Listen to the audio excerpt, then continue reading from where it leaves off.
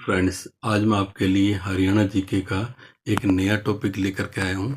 आज हम हरियाणा के प्रसिद्ध गुरुद्वारों के बारे में पढ़ेंगे। वीडियो को एंड तक जरूर देखें। सबसे पहले हम बात करेंगे हरियाणा राज्य का एकमात्र ऐसा गुरुद्वारा जहाँ पर गुरु ग्रंथ साहिब व रामायण दोनों का पाठ एक साथ किया जाता है। उस गुरुद्वारे को टोपियों वाला गुरुद्वारा, ठीक है, कैथल, जो कि कैथल में स्थित है। ध्यान रखना, हरियाणा का एकमात्र ऐसा गुरुद्वारा जहां पर गुरु ग्रंथ साहिब व रामायण दोनों का पाठ एक साथ किया जाता है, जो कि हरियाणा के कैथल में है, जिसको हम टोपियों वाला गुरुद्वारा बोलते हैं। अब हम बात करेंगे हरियाणा राज्य में एक और गुरुद्वारा है जहां पर हमारे सिखों के 10वें गुरु, जो कि गुरु गोबिंद सिंह जी थे, उन्होंने इस गुरुद्वारे की स्थापना की थी।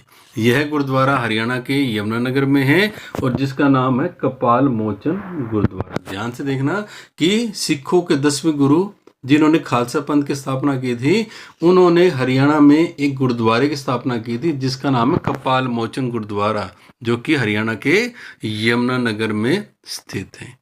एक और भी इसकी विशेषता है, इस गुरुद्वारों में हथियारों का संग्रहालय भी स्थित है। किसमें? कपाल मोचन में। अब हम बात करेंगे सिखों के एक गुरु थे, गुरु तेग बहादुर। उन्होंने हरियाणा में एक और गुरुद्वारा स्थापित किया था जो कि हरियाणा के कैथल में है, जिसका नाम है गुरुद्वारा नीम साहिब। ध्यान से देखना कि सिखों के गुरु तेग बहादुर जी ने हरियाणा के कैथल में गुरुद्वारा स्थापित किया था जिसका नाम है गुरुद्वारा नीम साहिब। अब इस गुरुद्वारे की एक मान्यता भी है, किसकी? नीम साहिब की, कि यहाँ पर अगर कोई व्यक्ति आता तो उसकी बीमारियां ठीक हो जाती हैं। अब हम बात करेंगे हरियाणा में सबसे ज्यादा गुरुद्वारे कैथल डिस्ट्रिक्ट में स्थित है। ध्यान रखना, जीके में पूछा जाता है कि हरियाणा में सबसे ज्यादा गुरुद्वारे कहां पर है, तो हरियाणा के कैथल में स्थित है। एक और इंपॉर्टेंट क्वेश्चन हमारे पास कि हरियाणा में एक ऐसा गुरुद्वारा है जहां पर 150 फीट ऊंचा निशान स्थापित किया गया, किसका? साहिब जी का। इस गुरुद्वारे को हम बोलते हैं गुरुद्वारा श्री गुरु महासभा। क्या बोलते हैं हम इसको? गुरुद्वारा श्री गुरु सिंह सभा या गुरु सिंह महासभा भी हम इसको बोल सकते हैं।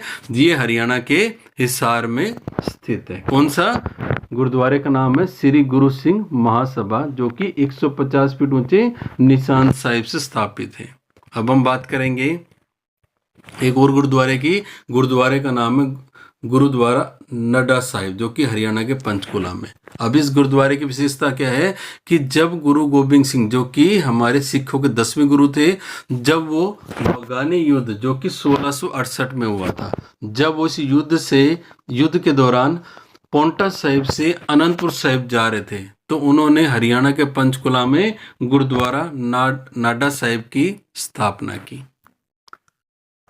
आगे हम बात करेंगे रोहतक के गुरुद्वारे की। तो रोहतक में जो गुरुद्वारा है उसका नाम है गुरुद्वारा बंगला साहिब। क्या नाम है? गुरुद्वारा बंगला साहिब। अब हम बात करेंगे कैथल की। तो कैथल में गुरुद्वारा है जिसका नाम है गुरुद्वारा मंजी साहिब।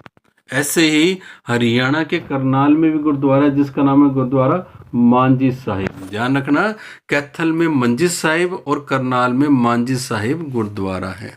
ऐसे ही एक राजघाट गुरुद्वारा है जो हरियाणा के कुरुक्षेत्र में स्थित है। अब हम बात करेंगे कुरुक्षेत्र में और गुरुद्वारों की भी। तो मैंने आपको बताया था कुरुक्षेत्र में एक राजघाट गुरुद्वारा है।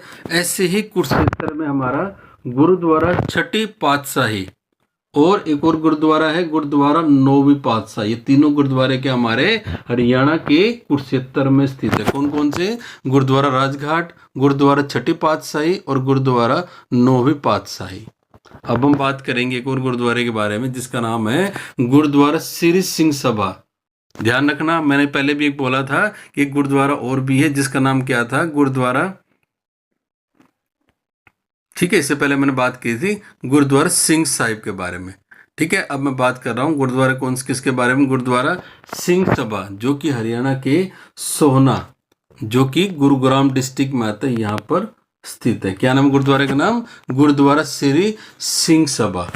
अब हम बात करेंगे यमुनानगर में। तो यमुनानगर में 2 गुरुद्वारे हैं। एक है कपाल मोचन, मैंने आपको बताया था ना, कपाल मोचन की स्थापना सिखों के 10वें गुरु ने की थी। और ऐसे ही आपके यमुनानगर में एक और गुरुद्वारा जिसका नाम है लाखन माजरा। मतलब यमुनानगर में 2 गुरुद्वारे हैं, एक है लाखन माजरा और दूसरा है कपाल मोचन।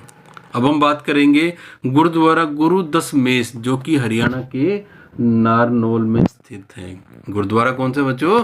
गुरुद्वारा गुरु दशमेश जो कि हरियाणा के नारनौल में स्थित है। ऐसे एक और गुरुद्वारा है, गुरुद्वारा श्री गुरु सिंह सभा जो कि हरियाणा के नारनौल में स्थित है। ध्यान देना कि गुरुद्वारा श्री सिंह सभा सोना में और गुरुद्वारा श्री गुरु सिंह सभा ये हरियाणा के नारनौल में। हरियाणा के नारनौल में 2 गुरुद्वारे हैं, गुरु दशमेश और गुरु श्री गुरु सिंह सभा। अब हम बात करेंगे सिरसा के बारे में। तो सिरसा में गुरुद्वारा जिसका नाम है गुरुद्वारा चिल्ला साहिब। कहाँ पर? सिरसा के गुरुद्वारे का नाम है गुरुद्वारा चिल्ला साहिब।